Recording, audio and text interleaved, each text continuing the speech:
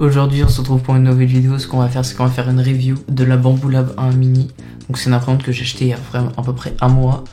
Donc franchement je l'ai pris sans AMS et je vais vous dire tout ce que j'en pense. Donc moi il faut savoir qu'à la base je viens d'une Ender 3 V3 SE. Avant j'avais une Ender 3, donc tu vois quand même qu'il y a eu une petite évolution quand même pas mal. Donc pour commencer au déballage, franchement c'est super bien emballé et tout. On a plein d'outils dans cette boîte-ci. Là il y a plein d'outils avec tout plein de trucs. Franchement ils sont bien en plus ces outils par rapport à ce que j'avais avant. Genre avant vous voyez dans les imprimantes genre Ender 3 les clés sont pas terribles, elles sont toutes molles. Là il y a un renforcement en plastique et tout. Non franchement c'est pas mal. Il y a juste pas de pince coupante donc ça manque un peu. Sinon il y a tout ce qu'il faut. Rapide, vous enlevez 2-3 vis tac, vous vissez le porte-bobine, bam bam, vous enlevez les mousses.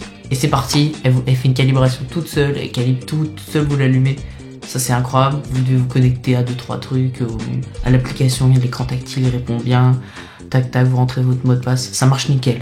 Et puis ce qui est cool, c'est que avec l'imprimante fournie directement dans la boîte, il y a un kit pour fabriquer une souris soi-même comme ceci, 100% fonctionnel avec une pile. Ça c'est vraiment cool comme truc de nous proposer ce genre de choses directement dans le colis. J'ai imprimé les pièces directement proposées sur l'appli de Bambu Lab.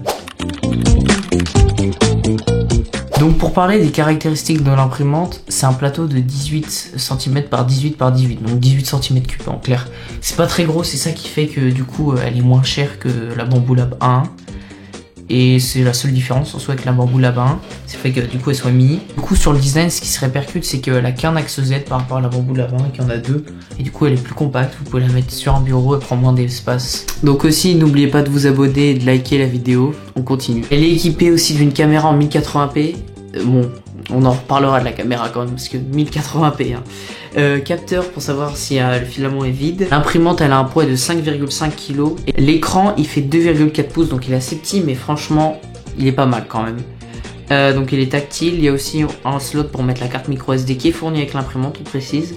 Et elle est connectée en Wi-Fi.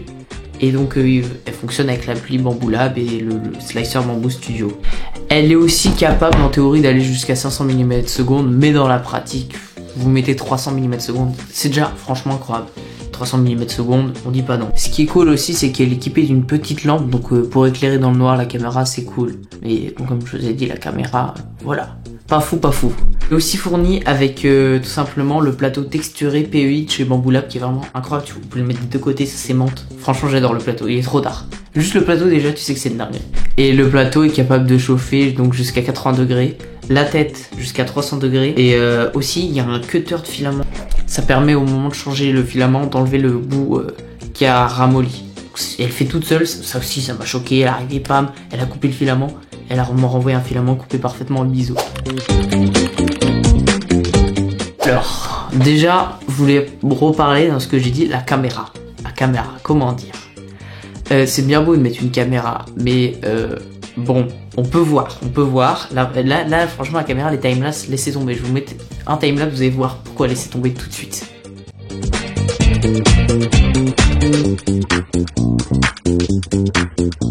Et ensuite, second défaut, c'est il y a marqué faible débit. Bah, le débit, il est bien faible. Tout simplement, le taux de rafraîchissement est catastrophique. Je vais vous mettre une vidéo là. On parle de la fluidité de la caméra via le Wi-Fi quand même. C'est quelque peu limite. Honnêtement, la caméra, c'est bien.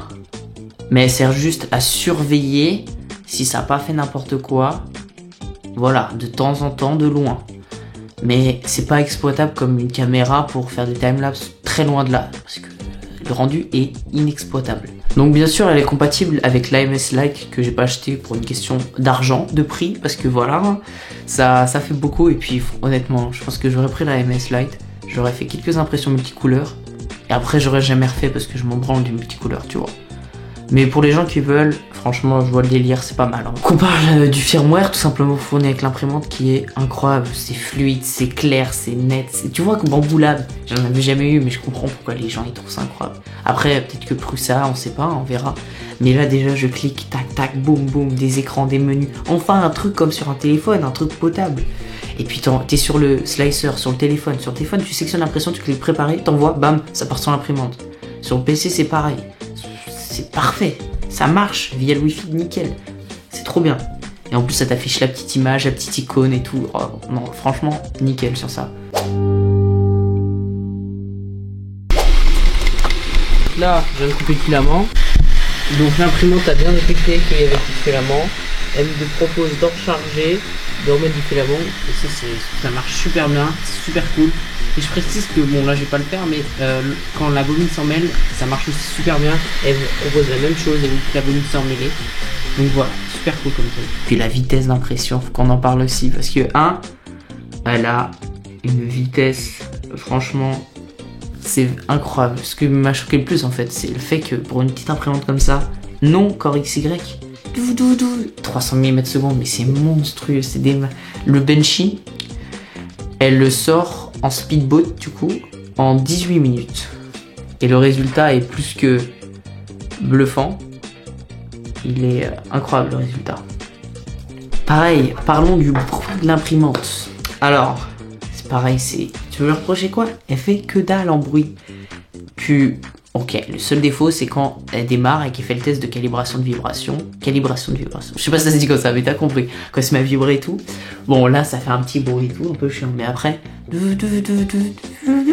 fait pas de bruit. Je vais vous mettre les nombres de décibels que j'ai enregistrés à l'écran. Par rapport à la Under 3 V3 SE, voilà. L'Under 3, j'en parle même pas. L'Under 3, c'était même pas humain de dormir quand il y avait ça. Mais je la mettais même pas dans ma chambre, déjà c'était déjà une catastrophe. C'est une imprimante que je trouve vraiment super beau parce que franchement, c'est épuré, les formes, les plastiques, ils sont parfaitement designés, les câbles, ils sont parfaitement, ils sont propres. Il n'y a pas de trucs qui débordent, de câbles dégueulasses qu'on voit sortir. Ils sont parfaitement gainés les câbles, ça j'aime bien. L'écran, tout est épuré dans le design. Et ça, je trouve ça cool. Parce que l'imprimante pression 3D, l'imprimante 3D devient un objet en fait que tu peux poser, tu peux montrer et qui est pas moche, tu vois. Qui donne envie d'être regardé même. Qui fait un peu objet un peu scientifique futur. Donc bien sûr, j'ai fait quelques impressions, quelques tests et tout. Et la qualité était plus qu'au rendez-vous. Pour la vitesse, elle est plus rapide. Et elle fait des meilleurs résultats que mon imprimante que j'avais avant. J'ai toujours un Under 3 V3 SE parce que pour la taille du plateau en fait, la taille des fois ça compte. La taille ça compte, voilà. Ce que j'ai trouvé super cool sur la qualité d'impression, c'est qu'elle réalise super bien les ponts. Tu vois, ça ventile nickel. L'indentation est parfaite en fait, ça fait les ponts parfaitement. Les lignes, elles sont très belles, tu vois, c'est tout smooth. Alors que c'est en 0,2 mm, la bus c'est une 0,4. Donc franchement c'est assez perturbant par rapport à l'ancienne que j'avais avant qui avait les mêmes specs. Mais franchement je suis choqué, imprimante plus rapide, plus silencieuse, meilleure qualité d'impression, connectée en Wi-Fi, presque le même prix, parce qu'on va venir au prix, combien je l'ai eu, parce que là c'est ça aussi la dinguerie, pourquoi j'ai acheté. Tout simplement il y avait une promotion, je sais pas quoi, Black truc, non c'était pas Black Friday, j'ai dit des conneries, c'est anniversaire de Bamboo Lab, et elle est toujours en promo à l'heure actuelle, mais je crois elle est plus en stock. Elle coûtait 200 €. Donc voilà. Pour une fois que Bamboo Lab fait des efforts sur les prix, parce que ça c'est un peu comme Apple, tu vois, ils abusent, ils prennent trop la confiance. Et donc, est-ce que vous devez l'acheter oui ou non? Franchement pour 200 balles, mais foncez, à moins que vous vouliez juste un plateau grand, mais 200 balles. Et si vous pensez que c'est utile pour vous et que vous avez les moyens, achetez avec la MS 350 €. Bon, c'est quand même 150 balles de plus, presque le prix de l'imprimante, la MS Lite. Mais franchement, si vous voulez, allez-y, tentez. Même moi, des fois, j'ai envie de le faire. Mais après, je me dis, je sais que je m'en servirai 2 fois. Et après, plus jamais.